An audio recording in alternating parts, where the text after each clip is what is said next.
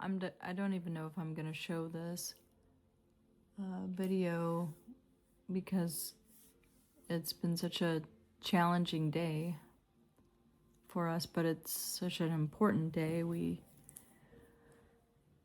had to have our 17-year-old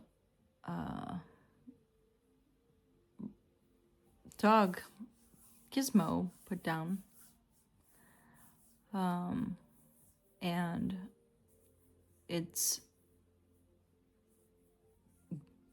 there's just a swirl. Anybody who's been through that knows that there's just a swirl of all kinds of emotions that come with that.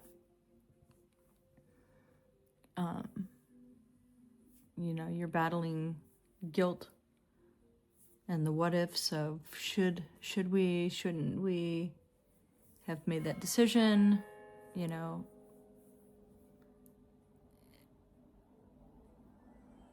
You're feeling, in a small sense, relief because they are no longer feeling pain.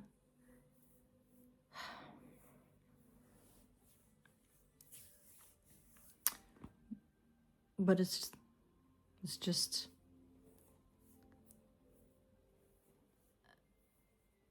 I guess the most prominent emotion is loss. Loss of a companion, loss of a friend. And it brings up so many things that I know we can talk about and share.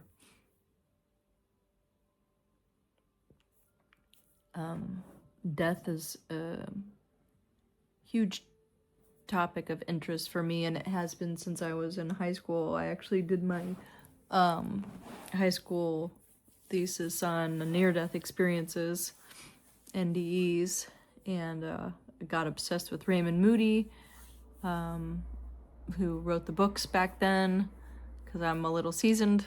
I got into journeys outside the body, so astral projection and just crossing into other planes, and all of that is such a huge topic. But death in and of itself is massive. It's a massive topic, and everyone's sitting with it. Everyone is sitting with the question, consciously or subconsciously, about what happens after.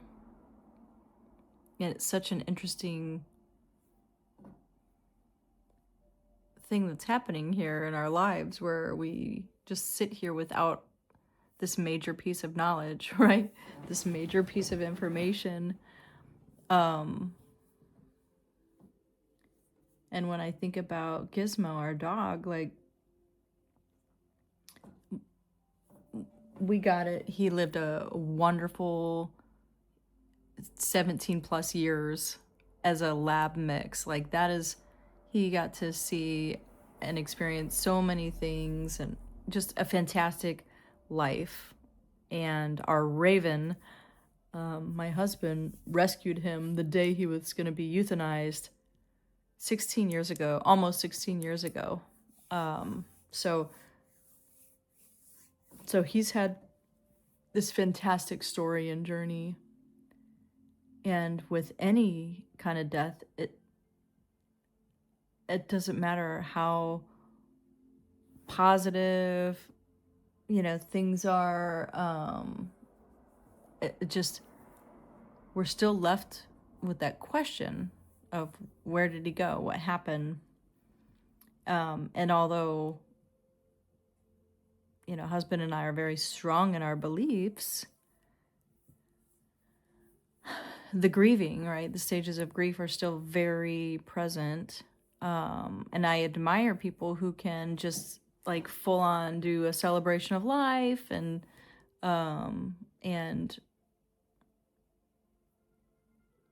what appears to be, reaching acceptance, going through those stages and reaching acceptance smoother. But is that an appearance? Is that an act? Do we all go through all of the stages of grief? Like right now, I can tell you straight up, I am in shock and denial. Just because he, was a fixture for so long. But there are folks that appear to not go through those stages. So it's something I want to kick out to you guys that I'm thinking about. Like, is there anyone out there that can share an experience where you feel like you have kind of just reached acceptance quickly? You've moved through those other stages, or anyone who didn't feel like they, or felt like they didn't experience those other stages, they just went right to acceptance. Like, that is, to me, that's an anomaly. But I could be totally wrong. And I think just the conversation around death is such a taboo topic, even though we're all experiencing grief and loss through the death of loved ones throughout our lives, and then we're all facing it at some point, right? So why is it such a taboo topic? Why aren't people talking about it more? Because it feels like I feel right now. But there's so much benefit in shared learning, right? I think one of the things that we said when we launched this channel is that we wanted to learn from one another. So, what are the coping mechanisms? What are the coping skills that people use out there? I mean, that is not masking, right? Like, it's pretty easy to just mask and put away and compartmentalize and not grieve. Actually, one of the reasons why I got super, well, almost obsessed with death is because in my childhood, we were taught not to cope with death very well. My grandmother passed away, and my parent wanted us to take her pictures down and not talk about her anymore. And clearly, in hindsight, and it's because they didn't want to feel the sadness.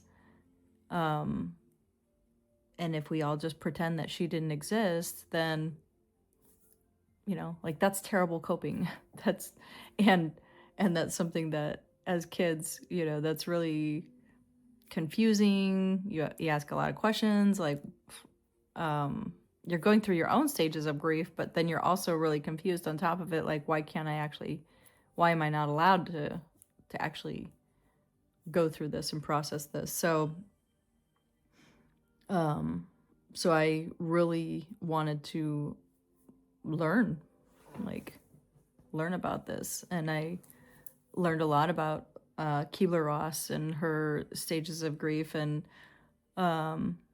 in my career as well, we use her stages of change for change management and whatnot as well. So with any change, you go through those stages in hopes of reaching acceptance. And I think death is one of those areas of change so significant that some people never get to acceptance. We're, especially when we're sitting in this state of, like, just this gut-wrenching suffering right now, it's hard to see how we get to that, of course, when we're planted in the middle of it. But yeah, I would love to open that up to you guys. and learn and share how you work through those stages, and any tips or tricks, not only just for me but for other people who may check this out. Like, let's not shy away from what could easily be seen as one of the most important topics we all have looming around us and within us. Let's talk about it. So I guess that's what was coming through today. Every once in a while I would have a thought bubble, like, I'm processing these feelings. I'm processing, like, and really trying to experience grief. I do a lot of coaching and counseling for a living, and it is always easier said than done, right? It's like, it's definitely one thing to tell people, like, cry it out, grieve it out, like, don't push it down, don't push it away.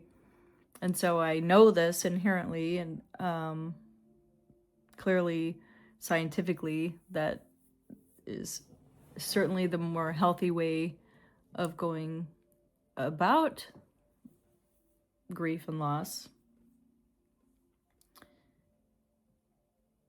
So I allowed myself to cry. I encouraged, our Raven to experience what he needed to experience and not tuck anything away. So,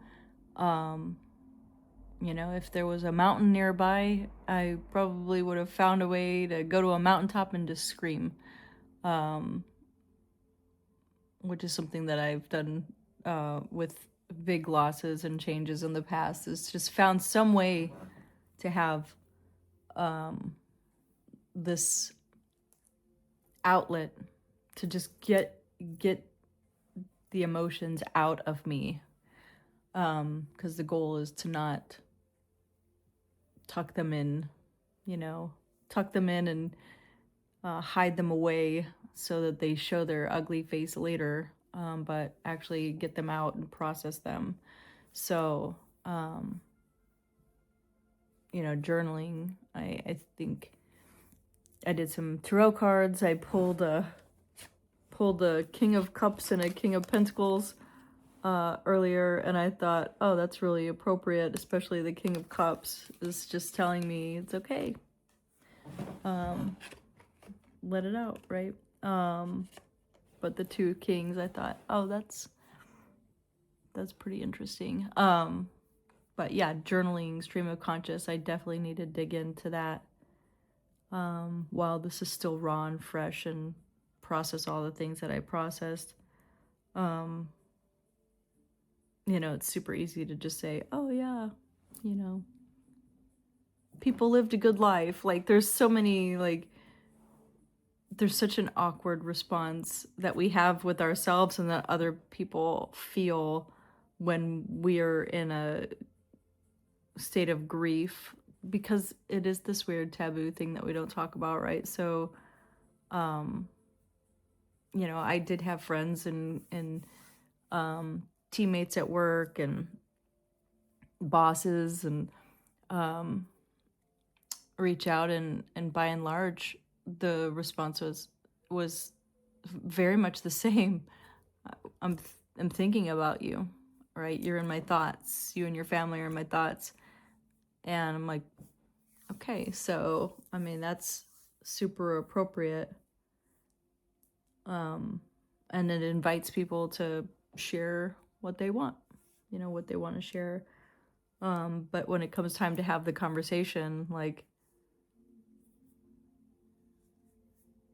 how much do we open up and how much do we uproot with just anyone, right? So, and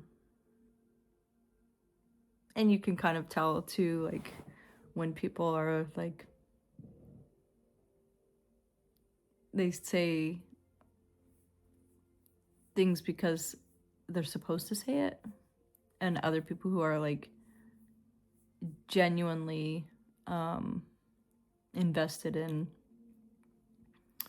our smooth process going through this, and our well-being, right? So although I'm kind of dreading going back to work tomorrow, and I may get a couple questions, and I don't really want to face that,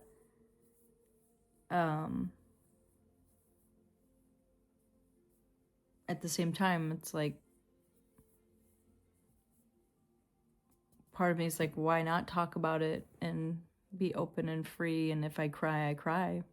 If I, it doesn't make me less professional or incapable of doing my job. So why do we tuck that away so easily? Like,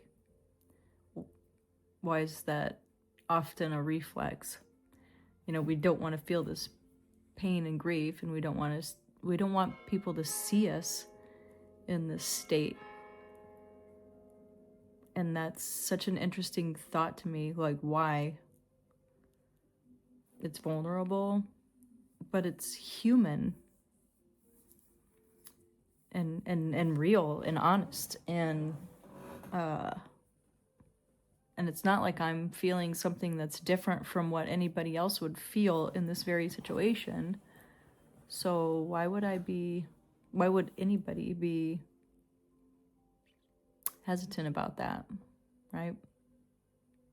So clearly, lots of questions, lots of thoughts, lots of emotions, clearly coming through, but very interested in opening the dialogue up and seeing what you guys think, and seeing if I can learn from you, if anyone wants to share. All right, I'm going to close this up, but yes, 100%, he had a great life. The fact that he is a lab mix and he was over 17 years old is unbelievable, but then his story is really like a fairy tale. So I know that all from my logical sense. And when things do settle, we'll be able to feel good about that. It's a process getting there, right? So, all right, guys.